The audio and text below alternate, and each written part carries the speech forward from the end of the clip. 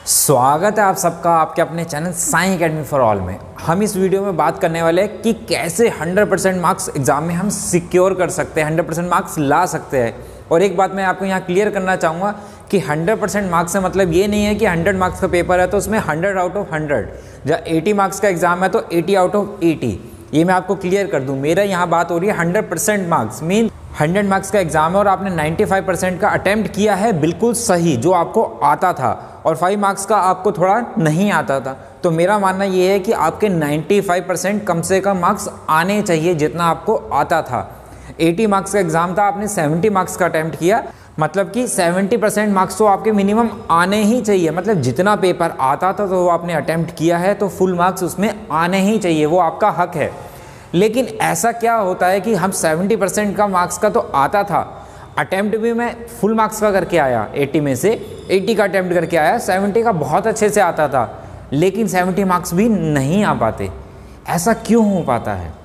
ऐसा क्यों होता है कि मुझे आता भी था और मेरे मिनिमम तो 70 मार्क्स तो आने ही चाहिए ना, बाकियों में तो स्टेप मार्किंग के हिसाब से 70% से ज़्यादा मार्क्स मिलने चाहिए थे। 80 में से 70 आ गए जो आता था, और प्लस जितना हमने अटेम्प्ट किया था जो पूरा नहीं हो पाया था। तो लेकिन फिर भी 70 मार्क्स नहीं पाते। जब 100 का था पेपर, मैंने 95% बिल्कुल सही पेपर किया। 5 मार्क्स का थोड़ा बहुत नहीं आता था, लेकिन 90% भी मार्क्स नहीं आते बच्चों के। बहुत सारे बच्चे आते हैं, सर मैंने अटेम्प्ट तो पूरा किया था, मुझे इतने मार्क्स का आता था, लेकिन मेरे इतने नंबर भी नहीं आए। और बहुत सारे ऐसे बच्चे आते हैं, सर मुझे 100 में से 94 का आता था, 6 मार्क्स का थोड़ा डाउट था। और उनके जब एग्ज़ाम जब फाइनल रिजल्ट आता है तो उनके मार्क्स होते हैं 95, 96, 97, मतलब उन्हें 94 का बिल्कुल श्योर थे। और कईयों को 100 मार्क्स भी आते हैं। तो क्या फ़र्क होता है ऐसा पेपर अटैम्प्ट करने में? दो बातें जानना बहुत ज़्यादा ज़रूरी है हमारे लिए। क्या कि ऐसा टॉपर्स जिनके 100 आउट ऑफ 100 आते हैं कि ऐसा क्या लिखते हैं पेपर के अंदर? लिखते तो वही है जो हमें आता है, कोई अलग आंसर तो लिखेंगे नहीं। मैथ्स है तो मैथ्स का सोल्यूशन तो वही होगा ना। जहाँ SST है, जब कोई भी सब्जेक्ट है, अकाउंट, इको, कुछ भी है, सोल्यूशन तो वही रहेगा। लेकिन वो किस तरीके से अपनी प्रेजेंटेशन देते हैं एग्ज़ाम के अंदर कि एग्जामिनर जो भी चेक करने वाला टीचर है उसके हाफ मार्क्स भी नहीं काट पाता। मजबूरी मतलब पूरी जान लगा देता है देखने के लिए कि कहाँ इसके मार्क्स काट पाऊँ कि 100 ना बन पाए। लेकिन वो बच्चा बिल्कुल भी अपने मार्क्स कटवाने को राज़ी नहीं होता। वो उस 3 घंटे के अंदर ऐसा क्या लिखता है, ऐसे किस तरीके से लिखता है कि उसका हाफ मार्क्स भी टीचर नहीं काट पाता। ये जानना हमारे लिए बहुत ज़्यादा ज़रूरी है। और दूसरी चीज़ जानना बहुत ज़रूरी है 100% मार्क्स लाने के लिए कि एग्जामिनर जब कॉपी चेक करता है तो किस हिसाब से कॉपी चेक करता है आपकी। क्या पूरे एक ही आंसर के, अगर 3 मार्क्स का क्वेश्चन है तो पूरा सोल्यूशन के 3 मार्क्स, या स्टेप वाइज किस हिसाब से मार्क्स देता है? अगर मेरा आंसर गलत आता है सिर्फ न्यूमेरिकल में तो कितने मार्क्स वो कट कर सकता है मेरे? बहुत सारे बच्चे होते कहते हैं सर मेरा आंसर नहीं आया, लेकिन स्टेप मेरे सही थे लगभग, लेकिन आंसर नहीं आ पाया। 4 मार्क्स का क्वेश्चन है तो कितने मार्क्स मुझे मिलेंगे? तो ये सारी बातें जानना बहुत ज़्यादा ज़रूरी है अगर मैं पेपर अटैम्प्ट जब करता हूँ तो अभी हमारे पास बहुत ज़्यादा टाइम है। अगर किसी ने नहीं भी पढ़ाई करी, अगर अब भी बहुत अच्छे से पढ़ाई करेगा तो जितने भी मार्क्स का हो, अगर 80 मार्क्स का पेपर हो, 60 मार्क्स, 70 मार्क्स का भी अटैम्प्ट करता है तो ऐसा करे कि 60 का किया है तो मिनिमम 60 मार्क्स तो उसके एग्ज़ाम में आए ही, जहाँ उससे ज़्यादा मार्क्स। तो इसलिए हमारे लिए 2 चीज़ें जानना बहुत ज़्यादा ज़रूरी है। टॉपर्स ऐसा किस तरीके से लिखते हैं कि एग्जामिनर उसके बिल्कुल भी मार्क्स नहीं काट पाता, और दूसरा एग्जामिनर कैसे कॉपी को चेक करता है स्टेप वाइज।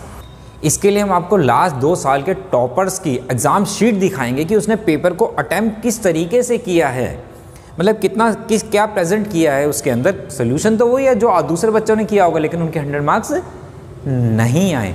उसके 100 मार्क्स क्यों आ पाए, जबकि आता दोनों को ही था पेपर।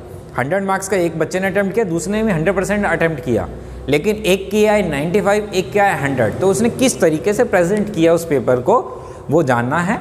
उसके लिए हम आपको लास्ट 2 साल के उनकी आंसर शीट दिखाएंगे, और दूसरा हम ये दिखाएंगे कि पेपर जब चेक करता है कोई एग्जामिनर तो किस हिसाब से स्टेप मार्किंग करता है। तो उसके लिए हम आपको अब अपने PC की तरफ लेके जाएंगे। अगर आप हमारे चैनल पे नए हैं तो चैनल को सब्सक्राइब करना मत भूलिएगा और बेल आइकन को प्रेस कर दिएगा, ताकि हम जैसे ही कोई भी नई वीडियो अपलोड करें तो उसका नोटिफिकेशन आप तक पहुंच जाए।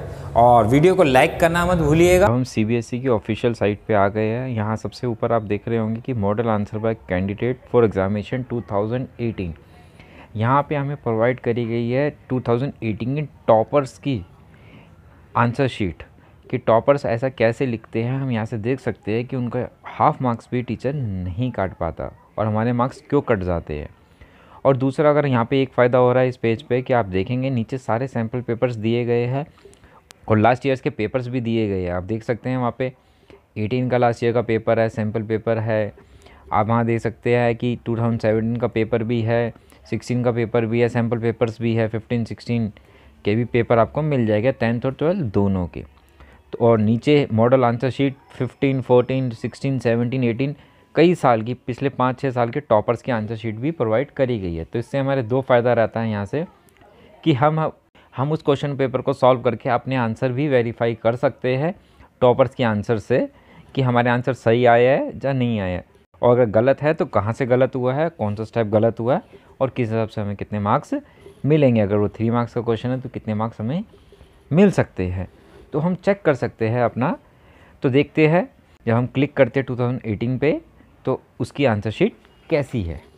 मीन्स कि टॉपर ने ऐसा क्या लिखा तो वही है जो हम भी लिखते हैं, बाकियों ने भी लिखा होगा, लेकिन उन्हें किस तरीके से लिखा है कि उन्हें फुल मार्क्स मिल जाते हैं। इस पेज का हम लिंक आपको डिस्क्रिप्शन में, वीडियो के डिस्क्रिप्शन में प्रोवाइड कर देंगे। वहाँ पे क्लिक करके आप सीधा इस पेज पे आ सकते हैं। अब हम जब इसमें क्लिक करेंगे तो हमारे पास एक नया पेज ओपन हो जाएगा आंसर शीट 2018 के टॉपर की। देखिए कुछ ऐसा पेज खुलेगा जिसमें 10th के सारे सब्जेक्ट्स दिए गए हैं, मेन सब्जेक्ट्स, और नीचे जाएंगे तो हमारे पास 12th के भी सारे मेन सब्जेक्ट की आंसर शीट प्रोवाइड कराई गई है हमें। अब सबसे ऊपर हम क्लिक करते हैं मैथमेटिक्स पे।